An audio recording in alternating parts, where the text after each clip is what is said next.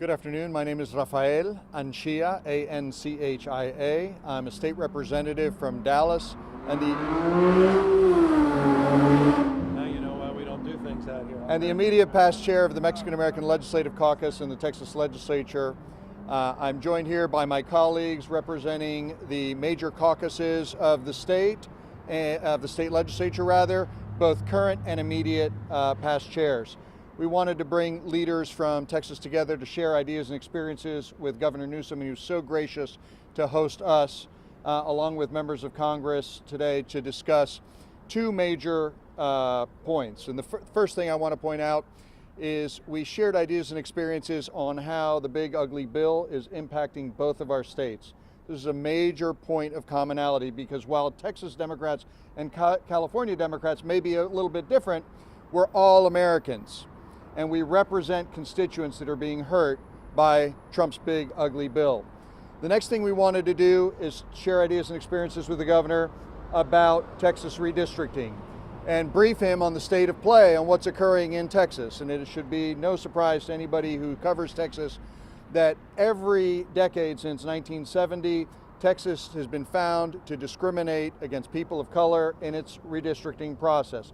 We wanted to share with the governor the history of that redistricting and bring him up to speed on Trump's effort to rig elections in the state of Texas and change the outcome on the backs of black and brown Texans who have accounted for 96% of all the growth in the state of Texas. Communities of color, I will repeat it again, have accounted for 96% of all the growth in the state of Texas, yet the Trump redistricting plan seeks to dismantle historic and important districts represented by African Americans and Latinos, where African and American and Latino communities have been able to elect the candidates of their choice historically. In trying to do this, it is going to cause great harm, not only to the people that we represent, to the voters of the state of Texas, but also potentially to all Americans. Voy a ofrecer unos comentarios en español para los medios que están aquí haciendo cobertura y vamos a estar dispuestos los miembros de los líderes de Texas para también darles comentarios individuales. Pero quiero enfatizar que en los dos estados de California y de Texas, el 50% de todos los latinos que viven en Estados Unidos provienen de esos dos estados. Y estamos buscando en Texas aliados como el gobernador Newsom para hablar sobre el plan del presidente Trump y cómo quiere desmantelar distritos históricos en donde hispanos han podido elegir los candidatos que prefieren, y en desmantelar esos distritos quiere hacer que haya menos representación de nuestra comunidad. Ya estamos bajo representados en el Congreso y el presidente Trump quiere ejercer este plan y hacer que nosotros tendremos una menor voz en el Congreso. Sin representación jamás vamos a poder llegar de donde estamos como una comunidad a donde queremos estar. Quiero reiterar las gracias por parte de la delegación de Texas porque hemos encontrado un gran aliado, un gran socio en el gobernador Newsom. Ahora voy a ceder el micrófono y permitirle al gobernador sus palabras. Gracias. Thank you, Governor. Thank you. Thank you. In many respects, this is an appropriate place to be with all the noise out there. Reminds me of all the noise in our politics, all the distractions, the daily discourse, the weave from one issue to the next issue, Truth Social, post on X, the intentional nature of the shock and awe that is our body politic today. And so often we lose sight of what's essential. So often we lose sight with all those distractions on what matters most. And it's what matters most that brings us here today. It's an honor to have the delegation here from Texas, an honor to have leaders from the Texas delegation representing many of the different caucuses that we here in California are familiar with. Two of the most diverse states in the world, most diverse democracy. Texas and California have so much in common. Of course, our politics is a little different. And The question I imagine many folks are asking here in California, what do the politics of Texas have to do with the politics here in California? The answer is everything. Everything now is made clear and vivid. We have an administration that wants to roll back most of the progress of the last half century. They want to put America in reverse to bring us back to a 1960s, pre-1960s world. We talked about voting rights, LGBTQ rights. We talked about the rights of women in the meeting a moment ago. We talked about everything that's at stake. Everything is at stake if we're not successful next year in taking back the House of Representatives. Of course, we want a fair playing field. We want to play the game on the terms where everybody is playing by the same set of rules. That's no longer the case. We have to disenthrall ourselves that that's the case. Not with Donald Trump, not when he made a call to the governor of Texas and talked about finding 5 additional seats so that he can try to hold the line and maintain the majority in the House of Representatives. The game has changed. They don't even want to play by the same set of rules. In fact, they just want to throw the entire board and they want to throw it all out. It is a 5-alarm fire for democracy in the United States of America. And so that's why we're here, to have the back not only of those representatives from Texas, but the people of Texas that are struggling and suffering from the same kind of assault on not just the rule of law, but this assault on democracy that binds us together as a nation. And so a threat, I think, the threat of injustice anywhere, as Dr. King said, is a threat of justice everywhere. And so we feel a connection, we feel a sense of responsibility, and we feel it's right to assert ourselves a little bit more moral clarity at this moment, using not just our moral authority, but using our formal authority. And considering, as we now have, that there is a chance to ask the voters of the state of California to reconsider their prior position. I've asked myself that same question as someone that actively supported independent redistricting, that believes it should be nationalized, but we have not seen the nationalization of independent redistricting. Things have changed, so too must we. And I believe that the people of the state of California understand what's at stake. If we don't put a stake into the heart of this administration, there may not be an election in 2028. That's how strongly I feel about this moment, and I think millions, hundreds of millions of Americans feel the same. We take Donald Trump seriously when he talks about the 2028 election.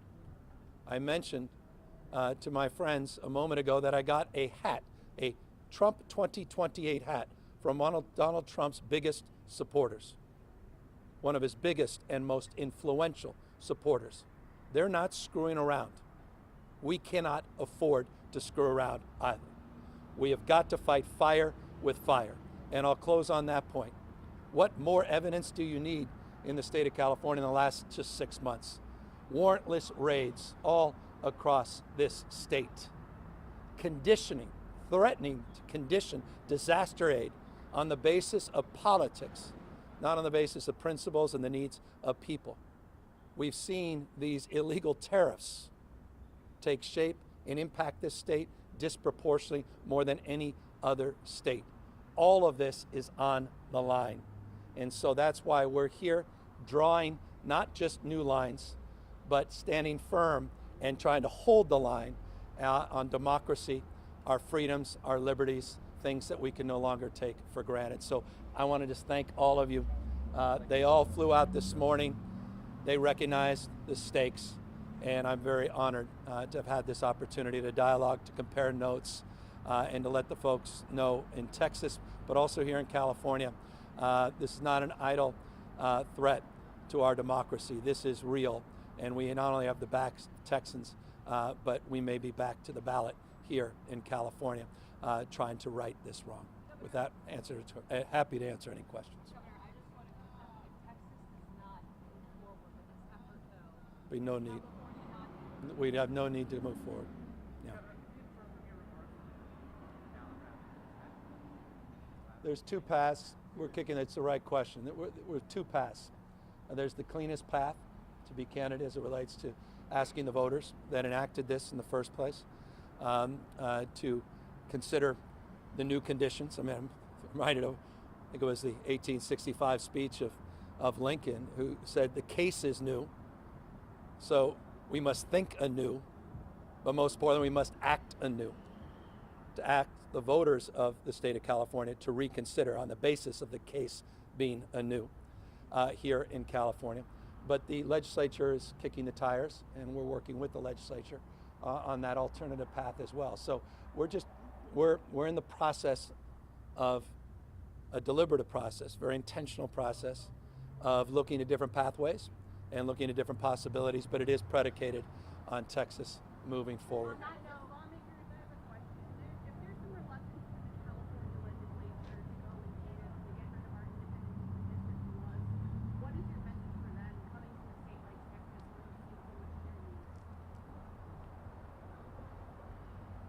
So our message is that we're going to let Californians figure out California. We're going to use every tool at our disposal in the state of Texas to confront this very illegal redistricting process that is going to be done on the backs of historic African American and Latino districts. So we were coming to share the state of play in the state of Texas, but we have no influence, nor do we want to even suggest how California should proceed. We leave that in the capable hands of Governor Newsom. Obviously, Governor Newsom just said, I was going to ask you, Representative Gia, Texas legislature, monocratic, and you again. Is foreign ranking on the table? Because we saw how that worked out in 2021. Now they're threatening to fine you if you break quorum. Is that something that you are considering doing, or is that the only tool to block this from happening? The governor seems, Governor Abbott, that he is absolutely against the rule. Well, we'll see. I'm hearing from a lot of my Republican colleagues that they're concerned on two fronts. Number one, the precedent that this sets for them, all right? And number two, they're worried about cutting districts too thin in the state of Texas for their congressional delegation. So those things are present, and those are part of the discussions in the process. We, as Democrats, are going to use every tool in our toolbox to fight this unlawful redistricting. Now, we have done that in a number of different forums. We have filed suit successfully, I might add, on many different occasions, and the state of Texas has had to redo maps in the past. You will recall that we're currently in federal court in El Paso doing the same, and we have a 3-judge panel in El Paso where we just completed the trial. So every tool is on the table, and we plan on fighting in multiple fronts.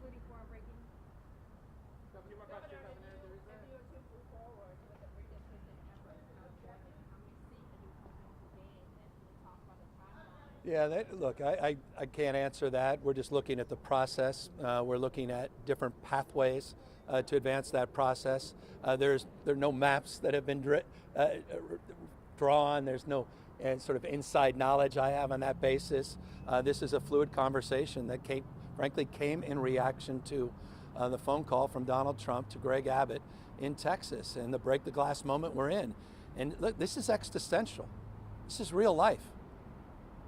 Everything's on the line here. It's not a gross exaggeration. I feel that in my bones. Again, how could I not, as someone who was an advocate for that independent redistricting years and years ago? This is a critical moment, and so look, we're looking at 3 or 4 different pathways as it relates to the when and the how. And I say 3 or 4, it's not just a legislative pathway, it's which legislative pathway. It's not just direct democracy as it relates to a special election and a ballot, but it's what you put on the ballot and what's considered, what's not considered. So all of that is happening in a very fluid way.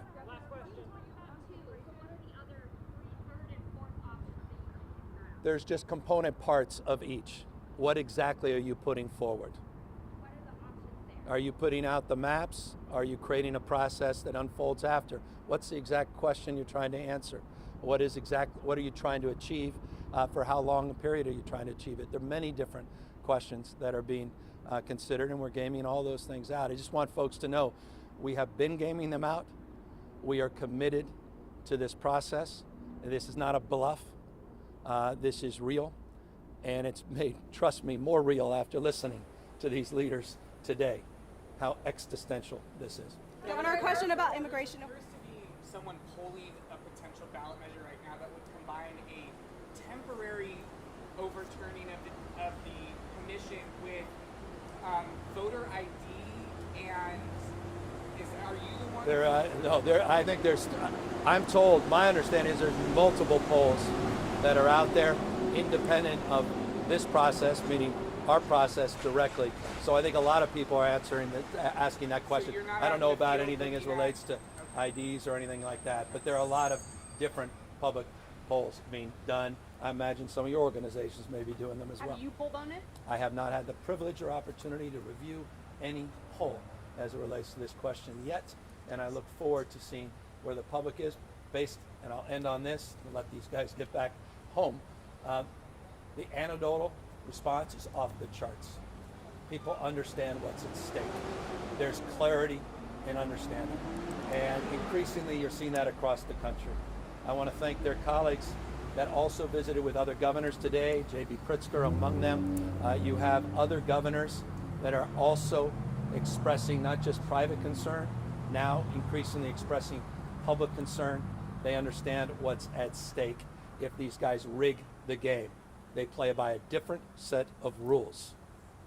And we can sit back and act as if we have some moral superiority and watch this 249, almost 250-year experiment be washed away. We are not going to allow that to happen. We have agency. We can shape the future.